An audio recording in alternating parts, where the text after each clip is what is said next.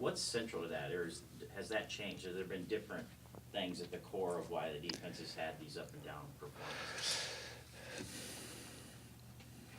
Oh, there's probably a lot of things that are combined with that, but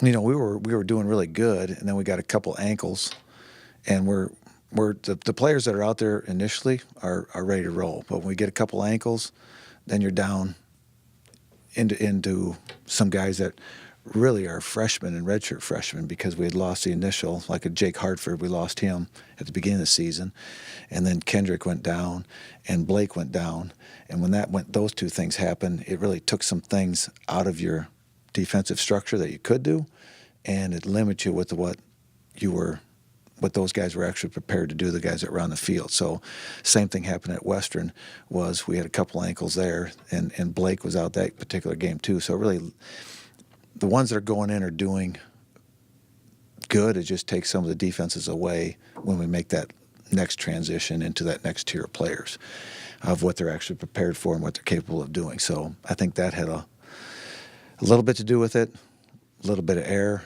on some players' part. I wouldn't say it was the play and those types of things. I thought in both particular games where it's good, if you go back and look at it, it isn't like you say, oh, is exactly what happened.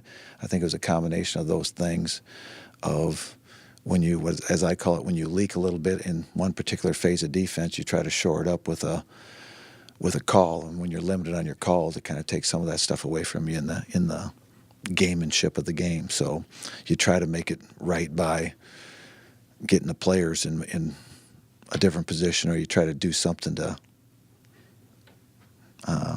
create the problem on them, but you also open up a problem for yourself when you do that. So it was a chess match, and that's why we were really good, and then we'd leak for a big play. What's a playoff situation look like now? It's up to. I don't know a lot about the whole thing. I haven't studied it all. I'd say this: what I know about it is, I would assume, or I would think, there's a huge possibility that there would be 3 teams from this league that would get an opportunity to go.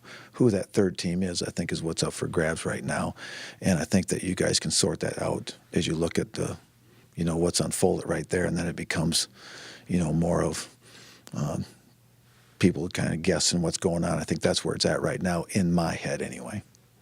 When you look back at that game, the offense just never really got going, never caught rhythm. It just was kind of a struggle all day.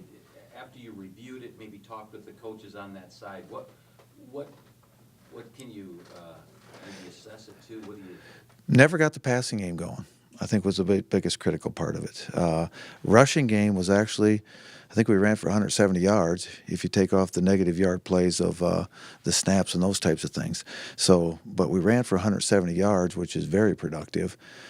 But yet in the game, you didn't sense that, because you really never got anything going in the passing game. So I thought that was probably the biggest part that was missing in that particular game, is those yardage of a balance in the passing game. So, and then of course we got close in the 2 long snaps and the fumble inside the 5. So the 3 plays inside the 5-yard line were the 2 missed snaps and the fumble, and there's 21 points right there when you look at that. We're first and goal, or on both those 2, or something like that, 2-yard line, and then we fumbled on the 5-yard line. So there's 21 points without the passing game. So I think there was a multitude of things there that probably played into it when you go back and look at it.